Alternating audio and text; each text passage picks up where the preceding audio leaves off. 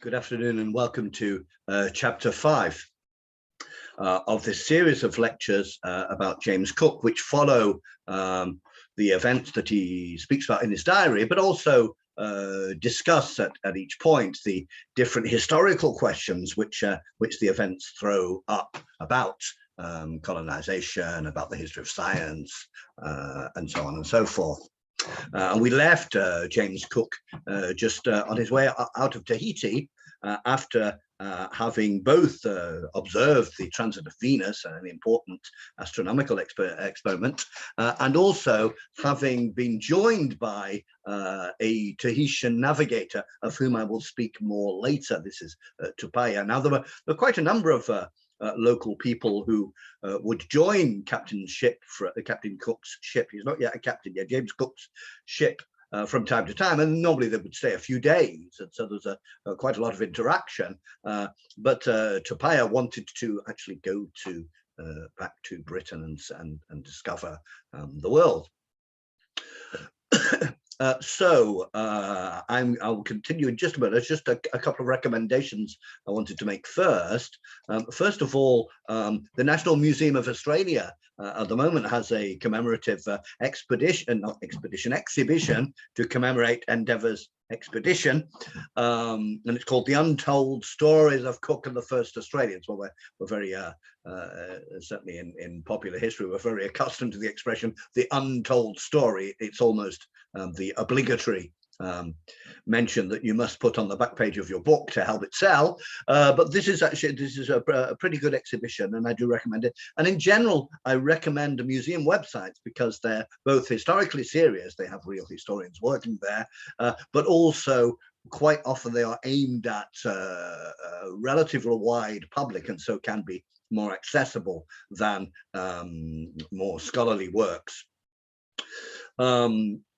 Also wanted to mention that if you have a look at my teaching blog at the University of Rouen, if you're involved in studying Cook in any detail, as I know many of you are for the French national competitive exam to become a senior high school teacher, then if you look at my teaching blog and you look at the search engine at the top on the left, then you will be able to, if you search for Cook, you will find a very large number. In fact, I think at the moment about 65 posts, and in general they recommend and link to an article, a video, or a website, and so I think you will find those quite useful. There's a couple of examples there. Post number 58. Going back a bit, so like I say, you go back, you get dozens and dozens of these, some of which you will find particularly useful. Finally, before I continue, I chose for my virtual background today James Cook's map of New Zealand. And he really was a very good cartographer indeed. And I think probably you can imagine that if they gave you and me a sailboat and a pen and paper and the instruments they had at the time, they wouldn't get a very good map out of us, because of course, I mean, if we wanted to draw a map today, well, we'd start with a satellite photograph. And of course, none of this is possible. And so the drawing of the map, because Cook goes all the way around the two islands, mainly to satisfy himself, or more importantly, to satisfy the other officers, that this is not part of a great continent.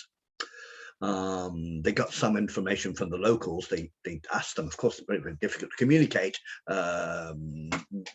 even with Tupaya's language being linked in some ways, but the opinion they got from the locals was that they were islands, but he wanted to go out to actually check and also map everything out for the future use of the British government. Okay, and so off they went to New Zealand, and when they saw land, and here's the log entry, 251 years ago, well, when this was posted, on the 6th of October 1769, James Cook wrote, "At 2 o'clock saw land from the masthead bearing west by north, which we stood directly for. This was New Zealand, whereas Joseph Banks, the aristocratic scientist, botanist, also wrote his own journal, and he wrote, yes, at 1:30, a small boy who was at the masthead called out, "Land!" So of course they were all very excited, and when they saw this land, certainly Joseph Banks, but most of the other officers too, were certain they were finding the continent. They didn't seem to have much doubt. As far as I can see, Cook was the only one who was seriously doubting that there was a continent, and we will see how this plays out also in the second expedition. So they saw New Zealand. Tasman had already seen New Zealand but not landed, and so they were going to be the first Europeans to land on New Zealand.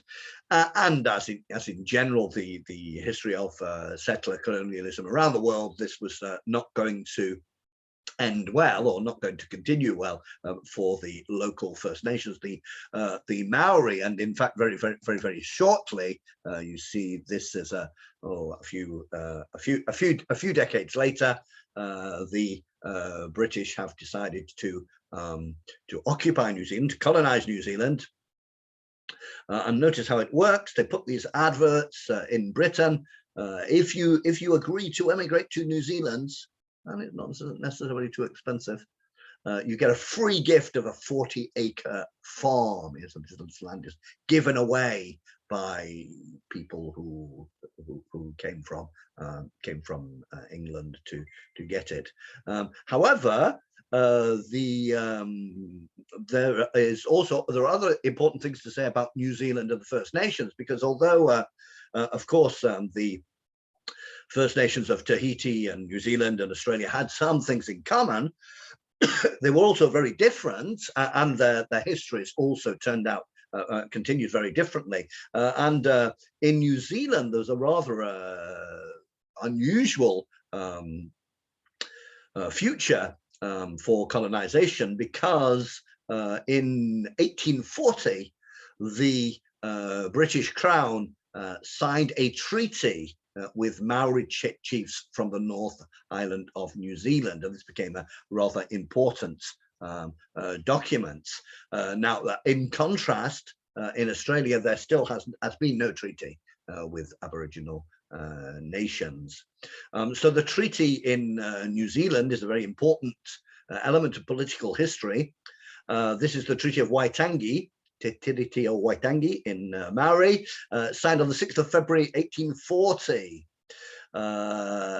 This was at a time when the New Zealand Company, acting on behalf of a large number of settlers, were establishing the colony, and there were also French incursions, and some French ships trying to come and take over parts of New Zealand. And so in something of a confused situation, where the Maori leaders were also asking for Crown protection against French attacks, it was drafted was the Treaty of the Treaty of Waitangi. It was first signed by Northern Maori leaders and subsequently taken around New Zealand. This is in 1839, 1840, by missionaries who spoke Maori, because the first, in many of these places, the first Europeans who learnt Maori were the missionaries, because they were very determined and enthusiastic about bringing Christianity to the First Nations. Now, around 530 Maori chiefs, at least 13 of them women incidentally, signed the Maori language version of the Waitangi Treaty, even though some other Maori leaders were against it. And the result of the treaty was that the Queen Victoria's government, the British government, gained the sole right to purchase land. So that was obviously an important element. The rather strange and instructive history of this treaty is that it was written down both in English and in Maori. However, the two translations did not match, and this has been the cause of considerable political conflict. Article 1 of the Maori text grants governance rights to the Crown. whereas Article 1 of the English text cedes all rights and powers of sovereignty to the crowns. Obviously, it's different, and it's of course, you know, not really entirely honest to go around with a treaty with two different versions. Article 2 of the Maori text establishes that Maori will retain full chieftainship and continued ownership. However, if they want to sell it, if any Maori chief should want to cede land, only the British government can have it. So this was a compromise to some extent, because it also had in Article 3 a rather unusual element, in that Article 3 gave Maori people full rights and protections as British subjects. And I understand it's the only treaty signed with First Nations which gives them full rights and protections as British subjects. Certainly the Aboriginals in Australia had to wait centuries to get something which was much less than full rights and protections. So that's just to go forward a little bit into, you know, what happened in the following 50 years because of Cook's cartography and exploration. And as you can see, right up to today, this is the picture that you have in front of you, 2021 Waitangi Day. Right up to today, there are political conflicts about whether or not the treaty is being respected or not. And quite often, if I understand correctly, Maori activists will use the treaty to try to get a little better protection for rights for Maori people. So the British arrive then, James Cook and his mates arrive in New Zealand. Oh, this is a later thing about racism against Maori. When the British, when Cook's lot come across the Maori, they are amazed, and the whole series of what's the word? A whole series of drawings made by Parkinson show a little bit how impressed they are. And this is Parkinson's drawing of a tattooed Maori, and of course they look very strange to Cook's sailors. On the other hand, it might be said that the British would look pretty strange to the Maori. This is of course it's a simplified drawing, but this is the sort of thing that they would be wearing, and so the Maori must have considered the British to be strangely ritualized as well. Also, the British had an advantage. Well, they had a series of advantages. Not only did they have a compass and gunpowder and writing, those are three major advantages, but they knew they were going to find new peoples.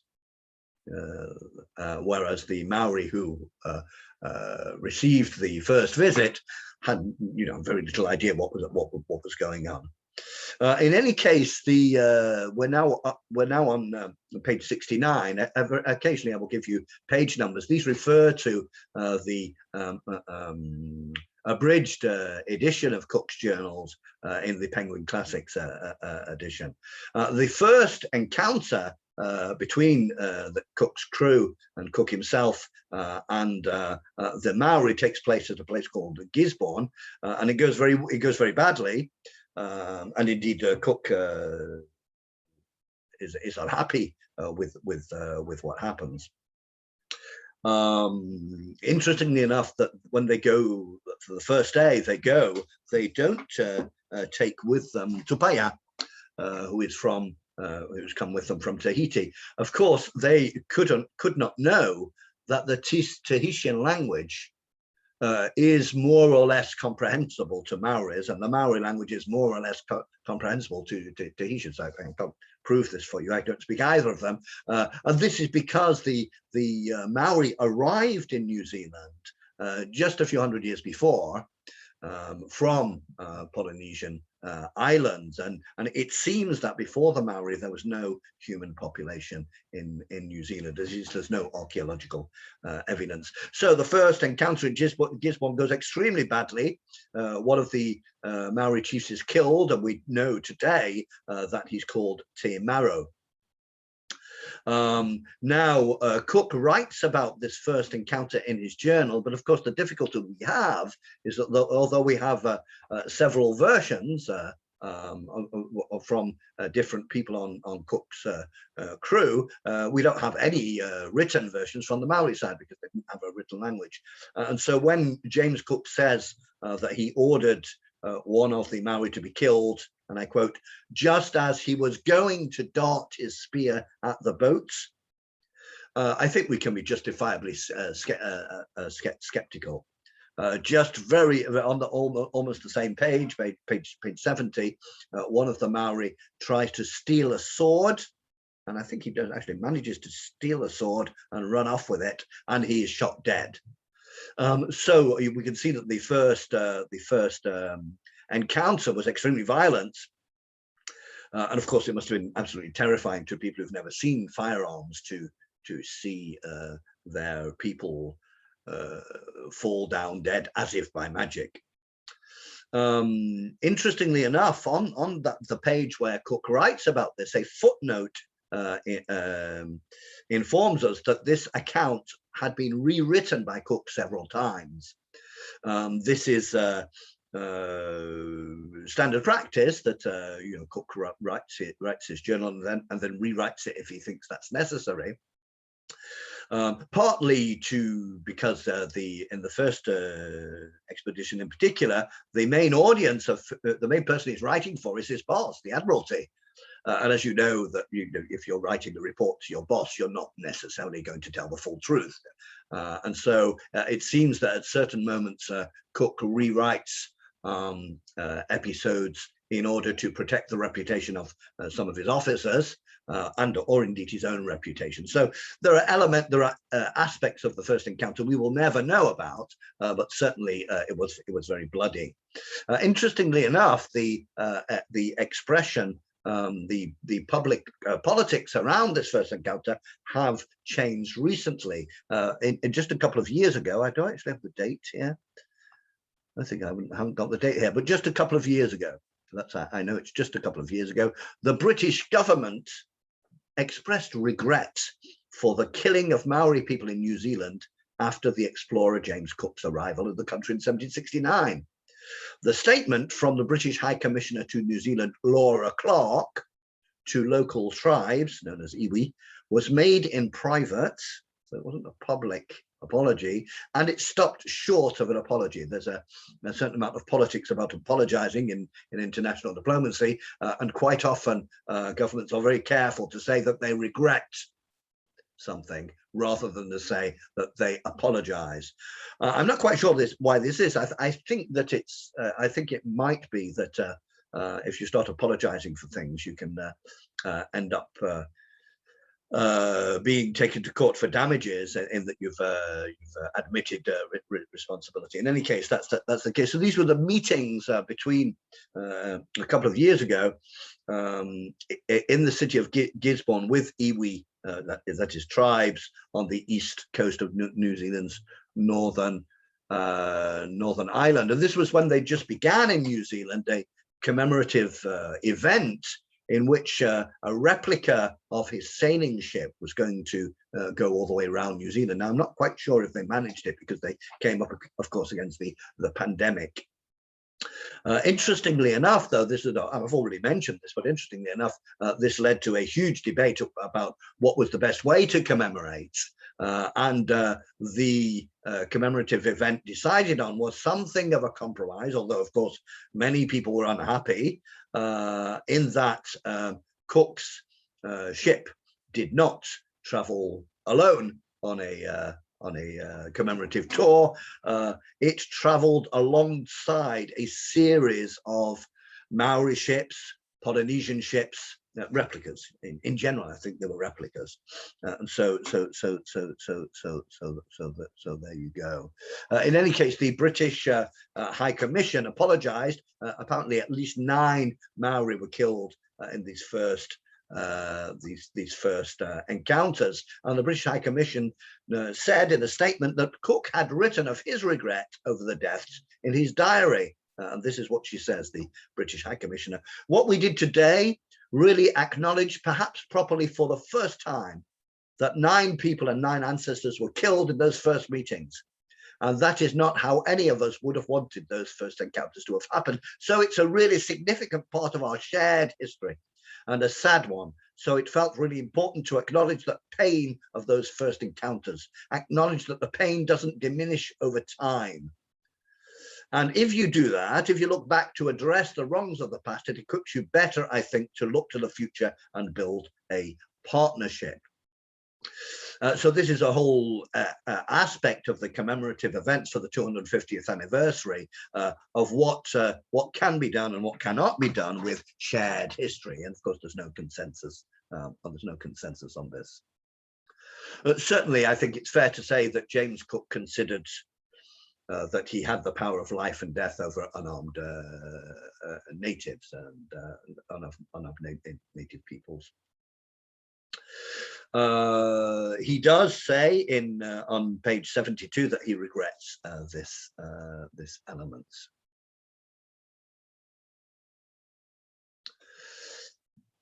Now, that was the first encounter, but I think we need to be careful to remember that this is the 18th century. So in fact, there were many first encounters, because every time Cook's ship went away and went a little further down the coast, by far the fastest way of traveling, then they would again have a first encounter with groups who had never seen Europeans before.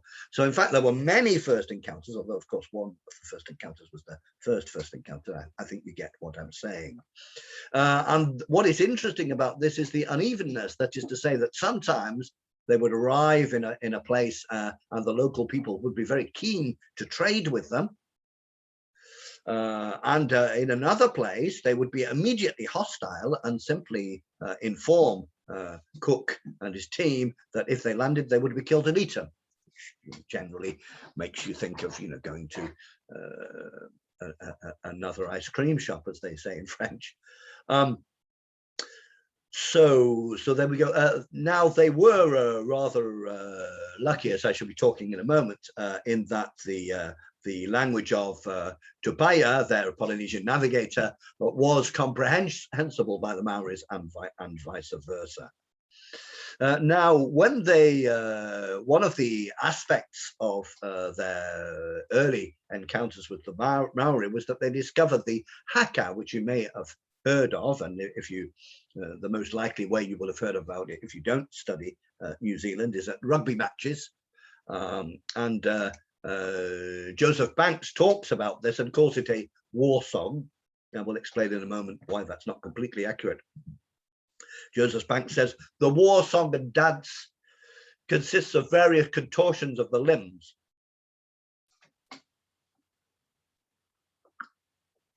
during which the tongue is frequently thrust out incredibly far, and the orbits of the eyes enlarge so much that a circle of white is distinctly seen around the iris.